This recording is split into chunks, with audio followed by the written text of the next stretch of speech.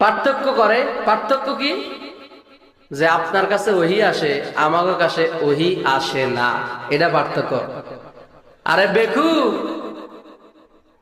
ওহীটা কি জিনিস? ওহী তোর কাছে কেমনে আসবে? আল্লাহর নবী দোজাখানের বাদশা নবীর 23 বছর জিন্দেগিতে এই কোরআনুল কারীম নিয়ে জিবরাইল আলাইহিস সালাম 22,000 বার আগমন করছে। এই কোরআনটারে কি স্বাভাবিক মনে করতেছেন?